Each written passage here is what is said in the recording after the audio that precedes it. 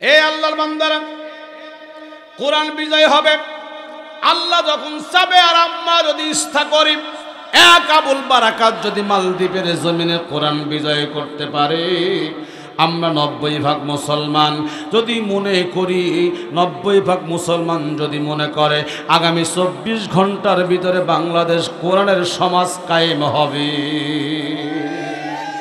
আবুল বারাকাত না হল আবুল বারাকাত বাড়ি হল আরব দেশে, মায়ের সাথে সামুদ্রিক জাহাজে সফরে যায়, সমুদ্রের মধ্যে টর্নেডো ঝড় শুরু হয়ে যায়, ভূমিকম্প টর্নেডো শুরু হয়, জাহাজ ভেঙে খান খান হয়ে যায়, মা পানির মধ্যে হারিয়ে যায়, আবুল বারাকাত পানির স্রোতে হারিয়ে যায়। হঠাৎ করে আবুল বারাকাত লক্ষ্য করে একটা তক্ত সামনে ভেসে উঠছে। এবার আবুল বারাকাত তক্তর মধ্যে উঠে বসেছেন। এবার তক্ত ভাসতে ভাসতে ভাসতে ভাসতে সমুদ্রের একটা কিনারে পৌঁছে গেল। আর যেই জায়গায় পৌঁছে গেল ও দ্বীপের নাম হলো মালদ্বীপ। একটু জোরে বলুন তো কোন দ্বীপ? মালদ্বীপের মানুষ 100% মুশরিক, হিন্দু একজন মুসলমান নাই। এবার সকালবেলা হিন্দু ব্রাহ্মণ ওই রাস্তা দিয়ে যায়, হরে হরে হরে ক্রিং ক্রিং করতে করতে যখন রাস্তা দিয়ে যায়, তাকায় দেখে সমুদ্রের কিনারে একটা কিশোর বালক, নুরানি ওজানা চেহারা। এই বালকটা পানির কিনারে দ্বীপের মধ্যে আটকে আছে। হিন্দু ব্রাহ্মণ নিচে নামলেন। নিচে নামার পরে বালকটাকে উঠালেন, দেখেন এখনো মারা যায় নাই। কবিরাজ বাড়িতে নিয়ে গেলেন, চিকিৎসা দিলেন, সুস্থ হয়ে গেল। এবার সুস্থ হওয়ার পরে হিন্দু ব্রাহ্মণ বলে, বাবা তোমার নাম কি? আমার নাম আবুল বারাকাত, বাড়ি বলে আরব দেশে। হিন্দু ব্রাহ্মণ বলে, তার মানে তুমি নাম্বার 1 মুসলমান। আবুল বারাকাত বলে, হ্যাঁ আমি মুসলমান। হিন্দু ব্রাহ্মণ বলে, বাবা আবুল বারাকাত, এটা হলো মালদ্বীপ, 100% মুশরিক, তোমাকে দেখতে পারলে জানতে পারলে মারা ফেলবে। যেমন বিগত 17 বছর মোল্লা দেখলেই অবস্থা ভালো না খারাপ? 3 মোল্লা এক জায়গায় বসতে পারিনি বা 3 মোল্লা এক জায়গায় বসলে জিএমবির মিটিং হচ্ছে, কথা কয় না, জঙ্গির পরামর্শ হচ্ছে, কথা কন না কে? হয়েছে কি হয় নাই? 3-5 মোল্লা একসাথে বসলেই মসজিদের ভিতরে জুমার দিন ইমাম বক্তব্য দিবে, তাও পুলিশ পাহারা দিয়েছে। স্বৈরাচারের বিরুদ্ধে কথা কয় কি কয় না? হাই রে বাংলাদেশ রে, আবুল বারাকাত রে, আমি একজন হিন্দু ব্রাহ্মণ, তোমাকে দেখে আমার মায়া হয়ে গেছে। আমি তোমাকে মালদ্বীপে রাইখা দিব, কারণ তুমি ইচ্ছা করলে এখন আর আরব দেশে যাবার পারবে না। আমি তোমাকে মালদ্বীপে রাখবা, তুমি যে মুসলমান, তোমার নাম আবুল বারাকাত, পরিচয় দেওয়ার দরকার নাই। এবার হিন্দু ব্রাহ্মণ একটা মেয়েটার বাড়িতে আবুল বারাকাতকে নিয়ে গেলেন। নিয়ে গিয়ে হিন্দু মেয়েটাকে ডাক দিয়ে বলে, বোন, এই দুনিয়া তোমার সন্তান নাই, স্বামী নাই, একটা মাত্র কন্যা সন্তান আছে, তোমার ভবিষ্যৎ দরকার আছে, এই বালকটাকে তুমি রাইখা দাও, তোমার বাড়িতে রাখবা। তুমি জঙ্গলে কাঠ কাটো, বাজারে বিক্রি কর, এই ছেলেও তোমার সঙ্গে জঙ্গলে কাঠ কাটবে, বাজারে বিক্রি করবে। আবুল বারাকাত এইবার বাকে যখন বলে হিন্দু মেয়েটি, ও হিন্দু ভাই, আমি তাকে রাখতে পারবো না, খাওয়াইতে পড়াইতে পারবো না। হিন্দু ব্রাহ্মণ বলে, বোন টেনশন করিও না, এই বালক তোমার সঙ্গে জঙ্গলে কাঠ কাটবে, বাজারে বিক্রি করবে। আবুল বারাকাত দেখে এমনি করে হবে না, আমাকে রাখতে চায় না। এবার আবুল বারাকাত আস্তে করে ডাক দিয়ে বলে, মা, আমার রিজিকের চিন্তা তোমার করা লাগবে না, আমার রিজিকের মালিক আমার আল্লাহ, আমাদের রিজিকের মালিক কে? আরো জোরে। এইবার বলে, ঠিক আছে, অসুবিধা নাই। এইবার আবুল বারাকাতকে রাইখা দিল। ওই মেয়েটা জঙ্গলে কাঠ কাটে, আবুল বারাকাত জঙ্গলে কাঠ কাটে। 1 সপ্তাহ, 1 মাস, 2 মাস পর আবুল বারাকাত বলে, মা, তোমার জঙ্গলে কাঠ কাটতে হবে না, আমি একাই জঙ্গলে কাঠ কাটবো, বাজারে বিক্রি করব, তোমার আমার সংসার চলে যাবে। এমন করে কয়েক মাস পরে আবুল বারাকাত জঙ্গলে কাঠ কাটছে, বাজারে বিক্রি করছে। বিক্রি করে যেই মাত্র বাড়ি আইছে, বাড়ি আইসা দেখে মাও কান্দে, বোনও কান্দে। আবুল বারাকাত বলে, মা, এমন করে বিনয়ে বিনয়ে মা পিটি কেন কান্দো? হিন্দু মেয়েটি বলে, আবুল বারাকাত, কেন যে কান্দি তুমি বুঝবা না, আর তোমারে বলে কোনো লাভ হবে না। আবুল বারাকাত বলে, মা, বলো বলো বলো, আমারে বলে লাভ হলেও তো হতে পারে। হিন্দু মেয়েটি বলে, না, তোমারে বলে লাভ হবে না, কারণ আমরা কাঁদতেছি সরকারি ফাইসালা, সরকারি ফাইসালা বাতিল করার ক্ষমতা তোমার মতো আবুল বারাকাতের নাই। আবুল বারাকাত বলে, মাম সরকারি কি সিদ্ধান্ত তুমি আমারে বলো। হিন্দু মেয়েটি বলে, বাবা এই মালদ্বীপের জমিনে, মালদ্বীপের পাশে একটা সমুদ্র আছে, সমুদ্রের এখানে একটা রাম মন্দির আছে, ওই রাম মন্দিরের ভিতরে একটা দানব থাকে সমুদ্রের ভিতরে, যেই দানবখানা মালদ্বীপের মানুষ মারত, বাড়িঘর ভাঙত, অত্যাচার করত, তার মানে দুষ্ট জিন, একটা দানব দুষ্ট জিন অত্যাচার করত। শেষ পর্যন্ত চুক্তিবদ্ধ হয়েছে, রাম মন্দিরে বানব বলেছে বছরে একদিন একটা মেয়ে আমাকে ওই রাম মন্দিরে দিবা, আমি সারা রাত তার সঙ্গে সহবাস করব, রক্ত খাবো, মাইরা চলে যাব, বিনিময় 1 বছরে তোমরা রাম মন্দিরের মানুষ নিরাপদে থাকবে, আমি আর অত্যাচার করব না। বছরে একদিন ওই রাম মন্দিরে একটা করে মেয়ে দেওয়া লাগে। আজকে বাদশার দরবার থেকে চিঠি আইসা গেছে, আমার মেয়ে দেওয়া লাগবে। কিছুক্ষণ পরে পুলিশ আসবে আমার মেয়েকে নেওয়ার জন্য, ওই রাম মন্দিরে দেওয়া লাগবে। রাম মন্দিরে দানবটা আমার মেয়ের সঙ্গে জিনা করবে, রক্ত খাবে, মায়েরা চলে যাবে, আগামীকাল পুলিশ আমার লাশ দিয়ে যাবে। মা হয়ে কেমনে সহ্য করব? আবুল বারাকাত বলে, মা তুমি টেনশন করিও না, এত বড় কঠিন বিপদ থেকে আমার আল্লাহ তোমারে বাঁচায়া দিবে। বিপদ থেকে বাঁচান যিনি, তিনি কে? আরো জোরে। এবার মেয়েটি বলে, আবুল বারাকাত তুমি পারবা না, কারণ হলো এটা সরকারি সিদ্ধান্ত। আমি তখন চিন্তা করলাম আসলেও তো তাই। এক আবুল বারাকাত যদি মালদ্বীপের হিন্দুর বাচ্চা হিন্দু যদি বাঁচাইতে না পারে, আমরা বাংলাদেশে 90% মুসলমান আল্লামা সাঈদীকে বাঁচাইতে পারি নাই। পেরেছেন? 13 বছর জেলে রাখছে। 13 বছর জেলে রাখার পরে জেল থেকে ষড়যন্ত্র করে বের করেছে। বের করে যখন করে, আল্লামার মুখে ছিল হাসি। কথা কান না, হায় রে হাসি রে। হাসপাতালে নিয়ে গেলেন, ষড়যন্ত্র করে ইঞ্জেকশন পুশ করে মেরে ফেলল। ঠিক কিনা বলেন? ঢাকার মানুষ, আল্লামা সাঈদী মরার পর একটা ভূমিকম্প হলো। কি হলো? কাজী ইব্রাহিম মন্তব্য করলেন, এই ভূমিকম্প হবে হাসিনার বিদায়। অমনি কাজী ইব্রাহিমকে গ্রেফতার করলেন। আল্লামা সাঈদী মৃত্যুর পরে ভূমিকম্প হলো। কাজী ইব্রাহিম বললেন, স্বৈরাচারের বিদায়ের ডঙ্কা বেজে গেছে। অমনি হাসিনা কাজী ইব্রাহিমকে বন্দি করলেন জেলখানায়। কতক্ষণ ঠিক না ব্যাঠিক? মানুষ চাইলেন ঢাকায় একটা জানাজার নামাজ পড়বো, স্বৈরাচারে বললেন ঢাকায় জানাজা পড়তে দেওয়া হবে না। দ্রুত গতিতে পিরোজপুর তার জন্মভূমিতে আল্লামা সাঈদী ফাউন্ডেশনে তার কবরস্থ করা হলো। এ গুনাহগার আল্লামা সাঈদীর সাথে এক টেবিলে আল্লাহ পাক খাওয়ার তৌফিক দিয়েছে। সেদিন আমি তখন দাড়ি মুছ কিছুই উঠে নাই, তখন তার কাছ থেকে দোয়া নিয়েছিলাম। আমার মনে হয় আল্লামা সাঈদী আমার হাতে মাথায় হাত রেখে দোয়া করেছিলেন। আমার মনে হয় আজকে আমার এই কণ্ঠ বাজে আল্লামা সাঈদী আল্লাহর ওলির দোয়ার কারণে। গেলাম কবর জিয়ারতে পিরোজপুর আল্লামা সাঈদী ফাউন্ডেশনে। ফজরের নামাজ পড়লাম খুলনা গিয়ে। সেখানে গিয়ে দেখি পুলিশ কবর পাহারা দিচ্ছে। তা আমি এক পুলিশকে বললাম, ভাই এখানে আপনারা করেন কি? বলে, হুজুর এমনি বসে আছি। বলে, এমনি করলে হবে? নিশ্চয়ই সরকারি নির্দেশ। বলে, জি হুজুর সরকারি নির্দেশ, আপনারা যা ইচ্ছা করেন তো, আমরা কিচ্ছু বলবো না। আল্লাহু আকবার বলবেন না? আমি তখন চিন্তা করলাম, রসুল বলেছেন যার ইমান আছে সে জিন্দা, যার ইমান নাই সে মরা।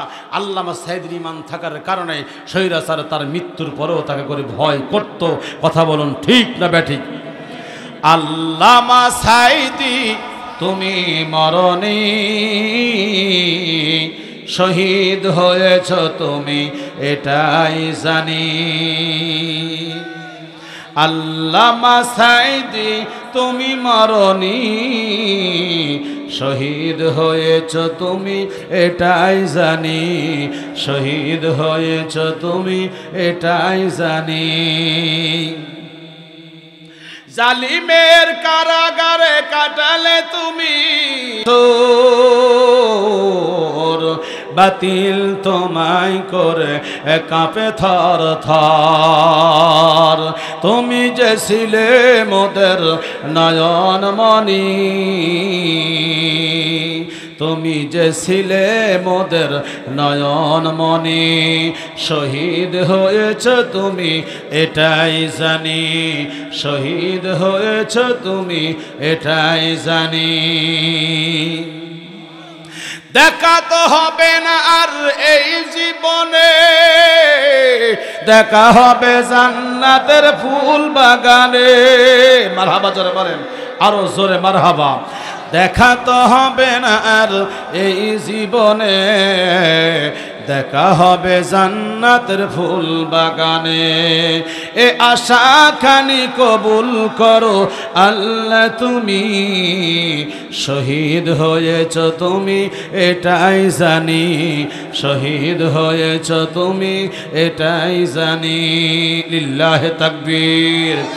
রাজশাহীর মুসলমানেরা একটা কথা স্পষ্ট ভাষায় বলতে চাই, আল্লামা সাঈদী দীর্ঘ 50 বছর কোরআনের খেদমত করেছেন।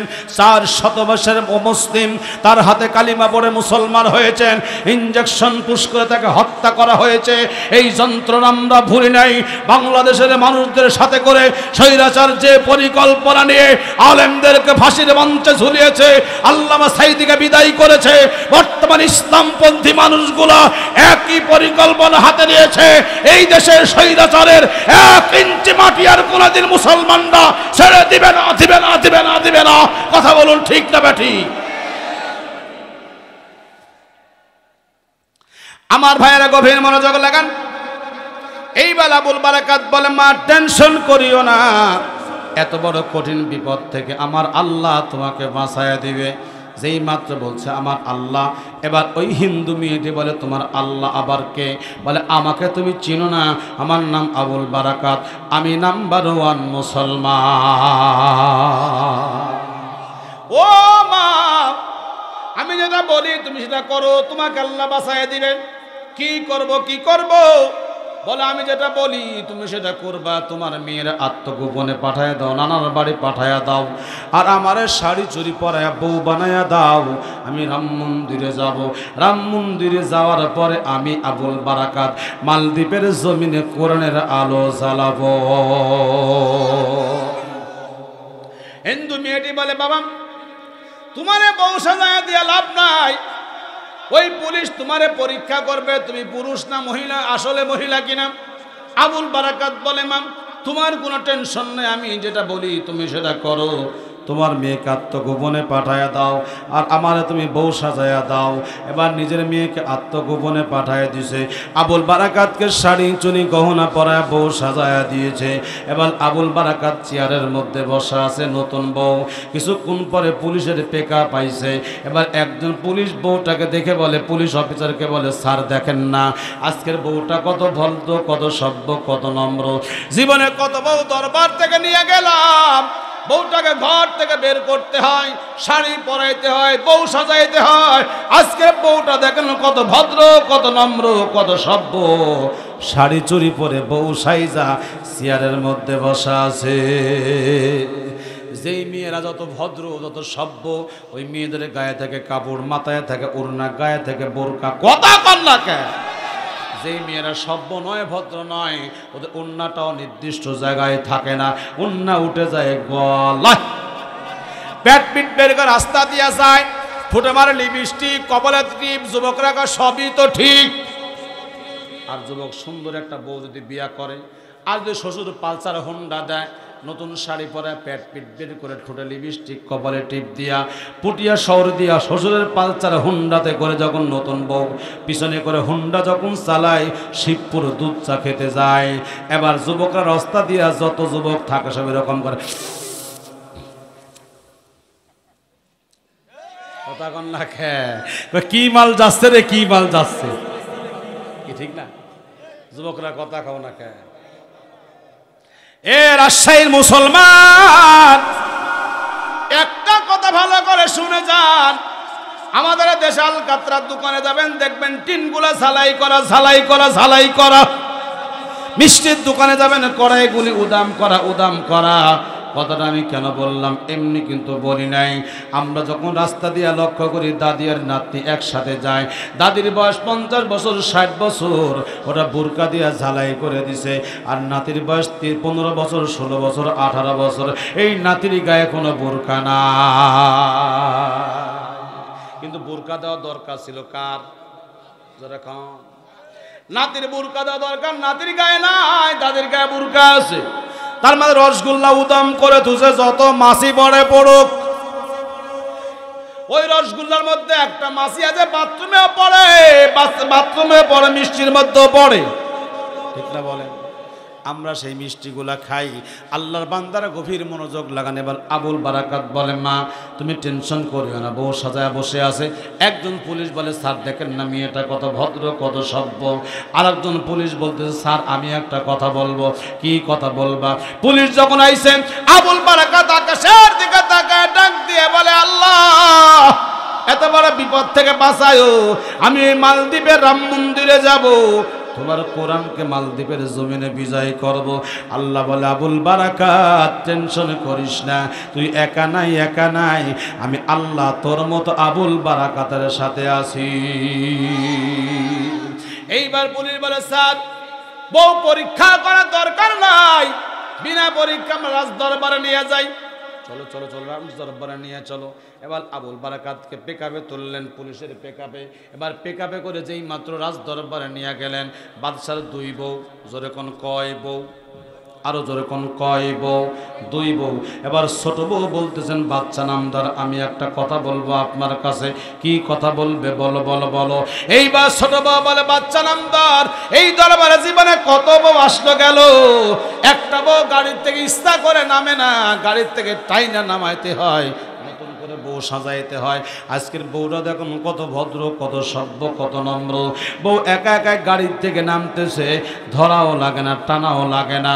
আমার একটা মাত্র দাবি হলো, আজকের বউয়ের কোনো পরীক্ষা হবে না, বিনা পরীক্ষায় তার রাম মন্দিরে হাদিয়া দিয়ে দাও। বাচ্চা বলে, পুলিশ বাহিনী আর দেরি করিও না, যাও তাড়াতাড়ি রাম মন্দিরে নিয়ে যাও। এইবার আবুল বারাকাত বউকে রাম মন্দিরে নিয়ে গেছে। রাম মন্দিরের তালা খুলছে, তালা খুলে যেই মাত্র ভিতরে ঢোকায় দিছে, পুলিশ বাহিনী চলে আসছে। আবুল বারাকাত শাড়ি খুলে ফেলছে, কারণ আবুল বারাকাতের শাড়ির নিচে অরিজিনাল সুন্নতি লিবাস পাঞ্জাবি পায়জামা আছে। আবুল বারাকাত শাড়িটাকে যায় নামাজ বানালেন, নামাজ পড়বে।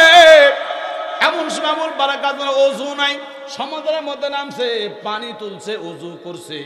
ওযু করে আবুল বারাকাত 2 রাকাত নামাজ পড়ছে।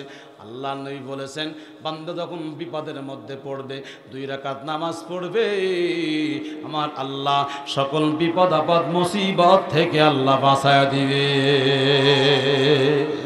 আবুল বারাকাত 2 রাকাত নামাজ পড়লেন, চুপচাপ বসে আছে। রাত যখন গভীর হয়ে গেছে, আবুল বারাকাত তাকায় দেখে সমুদ্রের মধ্যে পানি টর্নেডো শুরু হয়ে গেছে। নিচের পানি উপরের দিকে উঠে, আর উপরের পানি নিচের দিকে নামে, একবার নিচে একবার উপরে, মনে হয় টর্নেডো হচ্ছে। এই পানির সঙ্গে একটা দানব ভেসে উঠছে। আবুল বারাকাত তাকায় দেখে ওই তো দানব। এবার দানবটা যখন মালদ্বীপের ওই দাম মন্দির সমুদ্র থেকে উপরের দিকে দাম মন্দিরের দিকে আসতে চায়, এক কদম সামনে আগায়। আবুল বারাকাত বলে, না না না, দেরি করা যাবে না, ফাইনাল খেলা খেলা লাগবে। আবুল বারাকাতকে খেলা হবে, খেলা হবে এমনটি করব না, আমি ফাইনাল খেলা খেলবো, কারণ খেলা হবে খেলোয়াড় নাই। অমন খেলোয়াড় ইমানদাররা খেলে না। ইমানদাররা যখন খেলে একবারে ছক্কা মাইরা দাদার দেশে পার করে দেয়। আবুল বারাকাত দেরি করলেন না। এইবার আবুল বারাকাত ফাইনাল খেলা শুরু করলেন আল্লাহর কোরআন দিয়ে। ইয়াসিন, হে আল্লাহর বান্দারা, এইবার আবুল বারাকাত শুরু করলেন, ইয়াসিন ওয়াল কুরআনিল হাকীম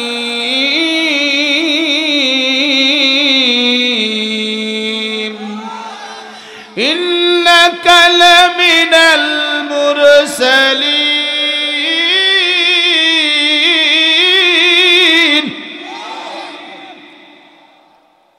কি লাভ না লস? যারা বলেন একবার আল্লাহ আকবার, আল্লাহ বড়ত্ব ঘোষণা করলে নবী বলেছেন তার জীবনের গুনাহ খাতা আল্লাহ মাফ করে দেন। জোরে বলুন সুবহানাল্লাহ। বন্ধুরা আমার, ভাইরা আমার, এই বেলা আবুল বারাকাত যখন সূরা ইয়াসিন তেলাওয়াত শুরু করলেন, দানব সামনে যায়, 2 কদম পিছনে যায়। বলেন তো কোরআনের ক্ষমতা আছে না নাই? জোরে কোন আছে না নাই? কিন্তু আবুল বারাকাত চিন্তা করে দানবের এমন খেলা খেললে হবে না। এবার আবুল বারাকাত সূরা ইয়াসিন তেলাওয়াত করেই যাচ্ছে। এক পর্যায়ে সূরা ইয়াসিন তেলাওয়াত শেষ হয়ে গেল। আবুল বারাকাত পানি হাতে নিলেন, একটা ফু মারলেন। একটা ফু দেওয়ার পরে পানির মধ্যে যখন ফু মারলেন, পানিটা দানবের দিকে ছড়ায় ফেললেন। পানি যখন দানবের গায়ে গিয়ে পড়ল, দানব সমুদ্রের ভিতরে ইন্তেকাল করে গেল। আবুল বারাকাত তাহাজ্জুদ পড়লেন, ফজরের নামাজ পড়লেন। ফজরের নামাজ পড়ে চুপচাপ বসে আছেন। পুলিশ সকালবেলা কাছে লাশ আনার জন্য যেই মাত্র রাম মন্দিরের দরজা খুলছে, এবার পুলিশ তাকায় দেখে আস্ত বেটা সওয়াল বসে আছে। পুলিশ ঝাড়া দৌড়। কে রে, জঙ্গি নাকি রে? জিএমবি নাকি? হাসিনা দেশে নাই, এই জঙ্গি আলো কোন থেকে রে? কথা কল না কে ভাই? একটাই হাতিয়ার, মাথায় টুপি দেখলে জিএমবি, দাড়ি রাখলেই জঙ্গি। কথা কল না কে? আর ৭১-এর পরে জন্ম, দাড়ি থাকলে রাজাকার। ৭১-এর পরে জন্ম, আওয়ামী লীগ করলেই মুক্তিযোদ্ধা। কথা কল না কে? আল্লাহকে দেখ, আমার খেলা কি আর তোদের খেলা কি? আল্লাহ বলছেন ওয়ামাকারু ওয়ামাকারাল্লাহ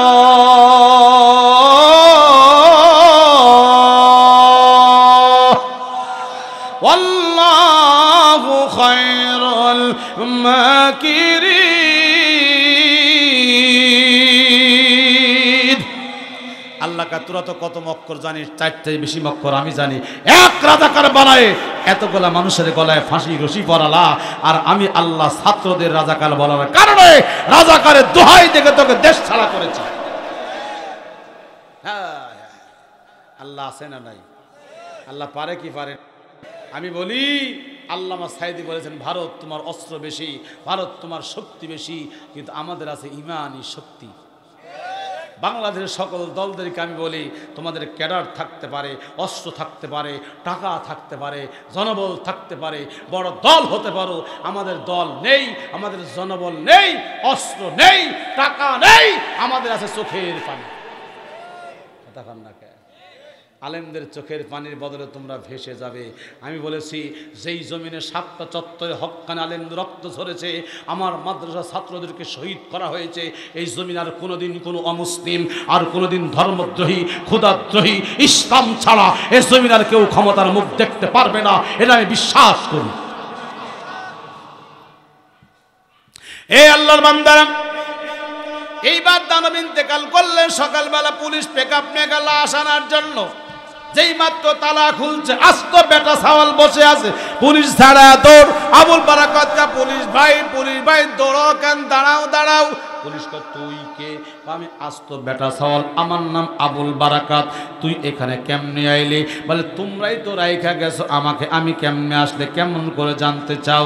এই রাম মন্দিরের চাবি তোমাদের কাছে, আমি কেমনে ঢুকলাম? তোমরা আমাকে তালা মাইরে রাইখা গেছো, আর আমি কেমনে ঢুকলাম তুমি জানতে চাও? তোমরাই তো রাইখা গেছো। তুই কে? তোর পরিচয় কি? কেমনে আইলি? আবুল বারাকাত বলতেছেন, তোমরা হলো বাদশার সামসা। কথা কান্না কে? তোমাদের কাছে বলে যে এই পুলিশগুলো আমাদেরকে মারছে, রিমান্ড দিছে, তারা এখন আসসালামু আলাইকুম হুজুর, অসুবিধা নাই, আমরা আপনাদের সাথে চালাই যান। কথা কর না রে, এ তো পাপিয়ে ভাবি বলেছে,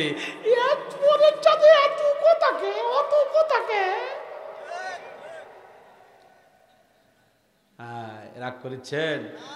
আর 20 মিনিট কষ্ট হবে বাবা। এই আল্লাহর বান্দারা, এইবার আবুল বারাকাত বলে, পুলিশ বাহিনী তোরা পুলিশ বাদশার সামসা, তোদের কাছে বলবো না, বাদশার কাছে নিয়ে চল। এইবার বাদশার দরবারে যখন আবুল বারাকাতকে নিয়ে গেছে, এবার আবুল বারাকাতকে বাচ্চা দেখার পরে বলে, কে তুমি কে? বলে আমার নাম আবুল বারাকাত, বাড়ি আরব দেশে। তার মানে তুমি নাম্বার 1 মুসলমান। জি আমি মুসলমান। তুমি এখানে আইলে কেমনে? ইতিহাস আমি পরে বলবো আপনাদের কাছে। এবার আবুল বারাকাত বলতেছেন, বাচ্চা আমি কেমনে আসলাম জানতে চান? সমস্ত ঘটনাগুলি খুলে বলল। এবার বাচ্চা বলে, তুমি রাম মন্দিরে বাঁচলা কেমনে? বলে তোর দানবের কেল্লা খতম, তোর দানবের কেল্লা খতম। বাদশাহ বলে, আবুল বারাকাত আমি তোমার কথা বিশ্বাস করব না। বিশ্বাস করবে না কেন? তোমার দানব খতম হয়ে গেছে, আমি বাইসে গেছি। এবার ওই রাম মন্দিরে যখন বাইসে গেল, এবার মালদ্বীপের বাদশা বলে আবুল বারাকাত, আমি তোমার কথা বিশ্বাস করব, তুমি রাম মন্দির থেকে বাইসে আইছো, 1 বছর মালদ্বীপে থাকবা, থাকা ফিরি খাওয়া ফিরি, 1 বছর পরে আমি তোমার আবার বউ সাজায়া নতুন করে রাম মন্দিরে রেখে আসবো। যদি তুমি রাম মন্দির থেকে বাইসে আসতে পারো, আমি বাদশা ওয়াদা দিলাম, আমি বাদশা ওয়াদা দিলাম, এই মালদ্বীপের সকল মানুষদেরকে নিয়ে আমি তোমার হাতে হাত রেখে কালিমা পড়ে মুসলমান হয়ে যাব। আবুল বারাকাত বলে, বাচ্চা রে, আমি অসুবিধা নাই, ভীত নই, মুসলমান কোনোদিন ভীত হয় না, মুসলমান মিথ্যা কথা বলে না, মুসলমান ভীত সন্ত্রস্ত হয় না, আমি তোমার মালদ্বীপে থাকবো, খাবো, অসুবিধা নাই। 1 বছর পরে যদি তুমি রাম মন্দির আমাকে রাইখা আসো, আর যদি রাম মন্দির থেকে বাসে আসতে পারে, তুমি ওয়াদা করছো তুমি আমার হাতে কালিমা পড়ে মুসলমান হবে। জি, সত্য সত্য কালিমা পড়ে মুসলমান হব। 1 বছর আবুল বারাকাত রাম মন্দিরে 1 বছর পরে যাবে, সত্যই বেঁচে আসতে পারবে কি পারবে না, নাকি নতুন কোন রাম মন্দির, নতুন কোন দানব আসবে, শোনা দরকার আছে না নাই? শুনবেন আপনারা? কারা কারা শুনবেন না হাত তোলেন। বলছি কারা কারা শুনবেন না হাত তুলেন। অনেকে হাত তুলছে, হাত তুলছে, ঝুঁকে তাহলে তুলছে, মহব্বতে তুলছে, আর যারা তুলে নাই এরা খুব চালাক, বুঝে শুনে তুলে নাই। অতএব আজকে 2 দলই ঠিক আছে। জোরে আল্লাহু আকবার, আরো জোরে আল্লাহু আকবার। এই আল্লাহর বান্দারা, হীরা পর্বতে কোরআন নাজিল হয়েছে, মনে আছে আপনাদের? আল্লাহ বললেন, নবী ব্যস্ত হওয়ার কিছু নাই। আমি হীরা পর্বতের নিকট যখন গেলাম, চিন্তা করলাম হীরা পর্বতে চড়ব, কারণ যেই পর্বতে কোরআন নাজিল হলো, রহমতি বরকতি একটা পাহাড়, কিন্তু উপরের দিকে তাকায় দেখে সর্বনাশ, সাংঘাতিক ব্যাপার। উপরে যেই মানুষগুলা রয়েছে, ওই মানুষগুলা দেখতে ছাগলের বাচ্চার মতো দেখা যায়। আমি তখন চিন্তা করলাম, আমি হলাম ভারী মানুষ, যদি উপরে উঠার পর নিচে নামতে না পারি, অথবা অর্ধেক উঠার পর নিচেও নামতে না যা, উপরেও না উঠে যা, বিপদে পড়বো কি পড়বো না? কিন্তু চিন্তা করলাম, এখন তবুর জন্য সৌদি সরকার সিঁড়ি করে দিয়েছে, ধাপি করে দিয়েছে। আমার শর্ট করে মনে পড়ে গেল, আজ থেকে 1600 বছর আগে নবীর কাছে আম্মা জান খাদিজা দৈনিক 3 বার খাবার নিয়ে কেমনে উঠেছে, এটা আমার বুঝে আসে না। খাদিজা এত কষ্ট করে নবীর কাছে খাবার নিয়ে আসছে, কোরআনের জন্য কষ্ট করেছে, কোরআনকে ভালোবেসেছে। এই জন্য আমার আল্লাহ আম্মা জান খাদিজাকে নিজে সালাম জানাইছে। রসুল বলে, জিব্রাইল নবীর কাছে ওহি নিয়ে আসছে, আম্মা জান খাদিজা খাবার নিয়ে আসতেছে। জিব্রাইল বলে, ওগো নবী, দেরি করবো না, চলে যাব। ওই যে খাদিজা আসে, কিন্তু নবী গো, একটা সুখবর আছে খাদিজার জন্য। কি সুখবর? বলো বলো বলো। বলে, নবী, আল্লাহ রাব্বুল আলামিন খাদিজারে সালাম জানাইছে। হে আল্লাহর বান্দারা, মক্কার দূরে থেকে একটু দূরে একটা যা কবরস্থান আছে, জান্নাতুল মুআল্লা, যেই কবরস্থানে আম্মা জান খাদিজা ঘুমায় আছে। আম্মা জান খাদিজা জান্নাতুল মুআল্লার মধ্যে ঘুমায় আছে। আমার নবী আমার নিজের হাতে জান্নাতুল মুআল্লার ভিতরে আম্মা জান খাদিজার কবরের ডালিম গাছ লাগায়া ছিল, যেই ডালিম গাছটা মুসলমান আজও কিন্তু জিন্দা আছে। সুবহানাল্লাহ, জোরে বলবেন না? আরো জোরে বলুন সুবহানাল্লাহ। আমার বাঙালি হাজিরা নবী নিদর্শন, আল্লাহ নিদর্শন দেখে না, শুধু হজ করে, কম্বল কিনে আর খায় আর বাথরুম করে, আল্লাহ নিদর্শন দেখে বেড়ায় না। আমি গুনাহগার, জান্নাতুল মুআল্লায় গেলাম, মুআল্লিমকে বললাম, ভাই আমার নবীর হাতের ডালিম গাছ একটু নজর ভরে দেখতে চাই। ওই যে ডালিম গাছ দেখা যায়, বাউন্ডারি দেওয়া আছে, পাঁচিরি দেওয়া আছে। আল্লাহকে বললাম, আল্লাহ, নবী দেখি নাই, তোমার নবীর হাতের ডালিম গাছ দেখেছি। আল্লাহ, তুমি এই জন্যই আমারে মাফ করে দাও। এক হাজিকা, হুজুর ডালিম গাছ দেখলে কি মাপ পাওয়া যায়? আমার থামো তো তুমি হাজি সাহেব, ডালিম গাছ দেখলেও তো মাপ পাওয়া যায়। বলে, কেমন করে মাপ পাওয়া যায়? আমি বললাম, এমন একটা হাদিস আমি আপনাকে শোনাবো। আল্লাহ নবীর মেয়ে হলো 4 জন। জোরে বলুন, কয়জন? আরো জোরে। নবীর 4টা মেয়ের মধ্যে 3টা মেয়েকে নবী আমার বিয়ে দিয়েছে 13 থেকে 14 বছরের বয়সে। একমাত্র খাতুনে জান্নাত ফাতিমা, নবী তারে বিয়ে দিয়েছে 16 যখন বছর বয়স, যখন 16 বছর নবীর মনটা খারাপ, কারণ মেয়ে যখন বড় হয় বাপ মার মাথায় তখন চিন্তা কিন্তু বেশি হয়, ঠিক না বাবা? নবীর মনটা খারাপ, মেয়ে বড় হয়ে গেছে, বিয়ে দেওয়া লাগবে। নবী মনটা খারাপ করে বসে আছেন। আল্লাহ ডাক দিয়ে বলেন, হাবিবুল্লাহ মন খারাপ করার কিছু নাই, কারণ ফাতেমার বিয়ার ঘটুক আমি আল্লাহ। নবী ডেকে বলে, আল্লাহ গো, আপনি যখন ঘটক পাত্রটাকে জানতে চাই। আল্লাহ বলে, হাবিবুল্লাহ টেনশন নাই, ফাতেমার জন্য আমি আলীকেই পছন্দ করেছি। নবীর মনটা খারাপ, নবীর অন্তর থেকে আলীকে জামাই হিসেবে মানতে পারতেছে না।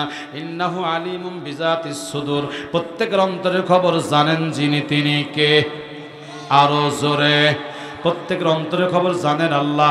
আল্লাহ নবীর অন্তরের দিকে তাকায় দেখে, অন্তর থেকে নবী আলীকে জামাই মানতে পারতেছে না।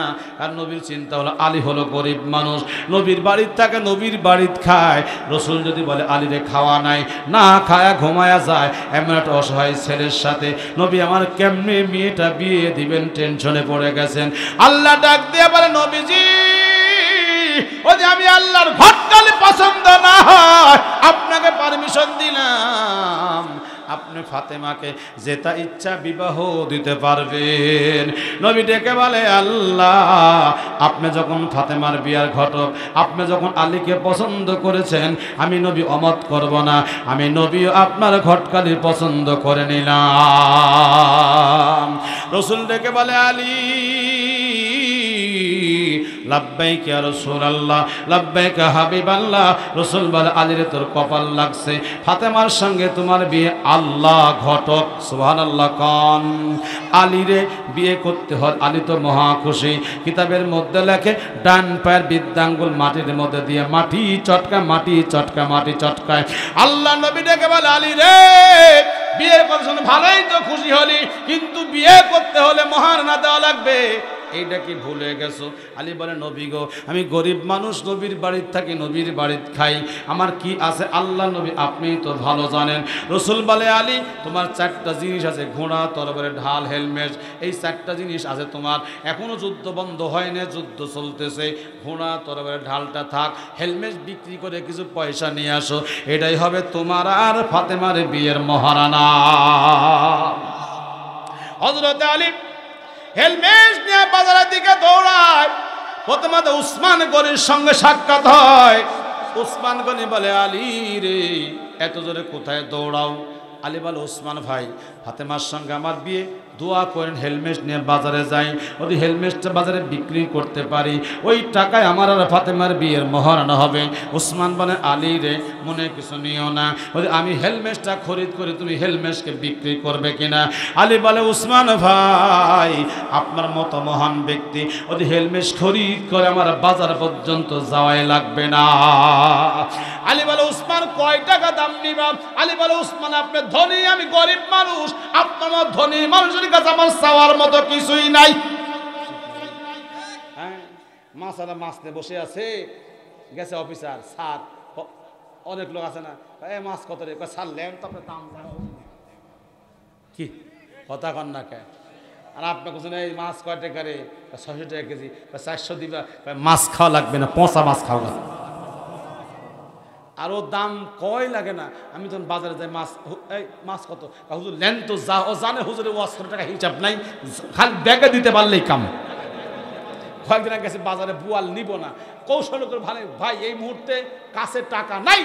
হুজুর টাকা আপনি পরে দিন তো। বুয়াল দিয়াই ছাড়ল, টাকা আছে, এখন যদি টাকা দিই তবে হুজুর মিথ্যা কথা কয়। কথা কর না কে?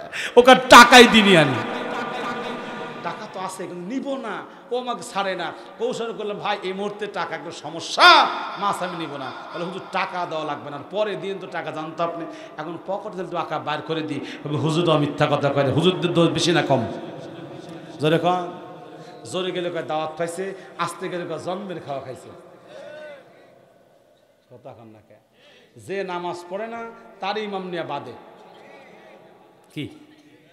রমজান মাস সামনে, তারাবির বেতন দিন 20,000, ওই জীবনে তারাবি বেতন হুজুরে কি এত টাকা দেওয়া লাগবে কে? তুই একদিন পড়ায় দেখ কিরম লাগে। কথা কয় না? হ্যাঁ, হুজুরের বেতন কম দিবেন। এক হুজুর 27 তারিখে বাড়িতে গেছে, তারাই পড়ায় বউ করছে, আগো তুমি যে বাজার করে দিয়ে গেছো কুশালের গুঁড়ো নাই, শরবত নাই, কি দিয়ে ইফতার করে বুটো সব ফুরায় গেছে। হুজুর বলছে এখনো 3 দিন বাকি, বেতন দিবে না। চুপ থাক বোকা, আমি খাবো কি রে, খাবো কি। এবার হুজুর নামাজে যা করছে, আল্লাহু আকবার, রুকুত যা করছে, বুট না কুশালের গুঁড়ো, বুট না কুশালের গুঁড়ো, বুট না কুশালের গুঁড়ো। কি কথা কন ঠিক না ব্যাঠিক? হ্যাঁ ঠিক না। হাকিম মোহাম্মদ আশরাফি থানভী রহমতুল্লাহ একটা গল্প লিখছে, আলেমদের বেতন সবচাইতে কম, ঠিক না বলেন? আবার ওরা ফতোয়া দেয়, হুজুর আপনাদের টাকার বরকত আছে। আসলে আছে, ঠিক না? একই লোক, একই ছেলে, একটা ইংলিশ মিডিয়ামে পড়ে, ওর মাস্টারের বেতনটা 3000, আর একটা হাফেজ সাহেবের কাছে রাখছে কোরআন পড়ানোর জন্য। হুজুর পড়ান দিবনি একটা কিছু। 3 মাস পরে হাফেজ সাহেব কোরআন হাতে দিছে, একটা লুঙ্গি বগল তোলা নিছে, দেখা হচ্ছে হুজুর, হুজুর কি বলবো আপনার, আল্লাহর কোরআনের দাম দেওয়ার উপায় নাই, দেওয়ার উপায় নাই। ঠিক ঠিক না বলেন? এই আল্লাহর বান্দারা, এইবার উসমান বলে, আলী কয় টাকা দাম নিবা? আলী বলে, আপনার মতো ধনী মানুষের কাছে আমার চাওয়ার মতো কিছু নাই, আপনি বলেন কয় টাকা দাম দিবেন? উসমান গনি বলে, আলী রে আমার কাছে বেশি নাই, এই মুহূর্তে আমার কাছে 380 দিরহাম টাকা আছে, মতান্তরে 480 দিরহাম টাকা আছে। এবার টাকা আলীর হাতে উসমান গনি দিলেন, হেলমেটটা উসমান গনির হাতে নিলেন। উসমান গনি বলে, আলী হেলমেট কার? বলে আমার। টাকা হেলমেট আপনার, টাকা বলে আমার হাতে। উসমান গনি বলে, আলী রে মনে কিছু নিও না, টাকা দিলাম, আমি হেলমেটটাও তোরে ফেরাইয়া দিলাম। আলী বলে, উসমান ভাই এত বড় বিপদের দিনে এত বড় উপকার কেন করলেন জানতে চাই। উসমান গনি বলে, শুধুমাত্র জান্নাতের আশায়। আলী বলে, উসমান ভাই হেলমেট আমাকে ফেরত দিন, আল্লাহ আপনাকে জান্নাত দিবে। কে বলেছে, কে বলেছে, কে বলেছে? উসমান বলে, আলী রে মনে কিছু নিও না, কিয়ামতের মাঠ যখন কায়েম হবে, সূর্য মাথার উপরে আসবে, জমিন পড়ে তামা হবে, আল্লাহ যখন বিচারক হয়ে বসবে, আমার উসমানের যদি কোনো নেকি আল্লাহর দরবারে কবুল না হয়, আল্লাহকে বলবো, আল্লাহ আমি উসমানের কোনো নেকি যদি তোমার আদালতে কবুল না হয়, তোমার বন্ধুর জামাই হযরত আলীর একটা উপকার করছিলাম, আল্লাহ তুমি এই জন্যই আমারে মাফ করে জান্নাত দিয়া দাও। আপনি এমন কি কাজ করেছেন যে কাজের বিনিময়ে আল্লাহর নিকট দাবি করবেন, আল্লাহ আমারে মাফ করে দেন? বিএনপি যারা করে, নেতার কাছে গিয়ে বলে আমি তোমার দল করি, কথা শুনবে না বললেই হলো। বিগত 17 বছর আওয়ামী লীগ যারা করেছে, নেতাকে বলছে আমি তোমার দল করি, কথা শুনবে না বললেই হলো, আমার কাজ করে দেওয়া লাগবে। আমরা আল্লাহকে বলবো, আল্লাহ আমরা তোমার কোরআন মানি, কথা কন্যাকে। একজন বলতেছে, কিরামান কাতিবিন রোজ হাসরের দিন আল্লাহর দরবারে যদি করে অভিযোগ, আমি বলবো দুনিয়ায় ছিলাম আমরা দয়াল বাবার লোক। এরকম আছে না? আছে না? আজার বাবা, গাজর বাবা, তাল্লা বাবা, বাবারে বাবা, ওরে বাবা, আছে না? নাই। বলেন তো দয়াল বাবার পরিচয় দিয়ে কোনো লাভ হবে? আমরা বলবো কিয়ামতে আল্লাহর কাছে, কিরামান কাতিবিন রোজ হাসরের দিন, কিরামান কাতিবিন রোজ হাসরের দিন আল্লাহর দরবারে যদি করে অভিযোগ, আমরা বলবো দুনিয়ায় ছিলাম আমরা দয়ার নবীর লোক। সুবহানাল্লাহ, জোরে কোন। নবীর লোক ছাড়া কিন্তু কেউ জান্নাতে যাবে না। এখন অনেকে অনেক কথা বলে বাবা, কিন্তু যে যারা দল করে তাকে সাপোর্ট দেয় কি দেয় না? আমরা দল করব আল্লাহর, আমরা দল করব কোরআনের, আমরা দল করব নবীর। যদি কোরআনের পক্ষে কথা বলি, কোরআন যদি আমাদের পক্ষে কথা বলে, বলেন তো জান্নাত আছে না নাই? আরো জোরে কোন জান্নাত আছে না নাই? সোনার ভাইরা রে, এই যে আপনাদের কান্দ্রা দারুল উলুম মাদ্রাসা এখানে আপনাদের সামনে রয়েছে, এই মাদ্রাসা কিন্তু কিয়ামতে জান্নাতে যাওয়ার কারণ হবে। 4টা বাচ্চা আপনাদের সামনে মাথায় পাগড়ি দেওয়া হয়েছে, এরা হলো জীবন্ত কোরআন। এই মাদ্রাসার জন্য একটা লোক উঠবেন না বাজান। রাম মন্দির থেকে ওই আবুল বারাকাত আবার রাম মন্দিরে যাবে, বাঁচবে না মরবে, শোনা দরকার আছে না নাই? শুনে যাবেন রে বাজান। একটা লোক উঠবেন না বাবজান। কি উপকার আপনি দুনিয়ায় করছেন, আল্লাহর কাছে কোন আমল নিয়ে আপনি দাঁড়াবেন। আজকে এমন একটা আমলের কথা আমি আপনাদের বলবো, ওই আমলটা করবেন যারা আল্লাহর পক্ষে, কোরআন সুপারিশ করবে তারা।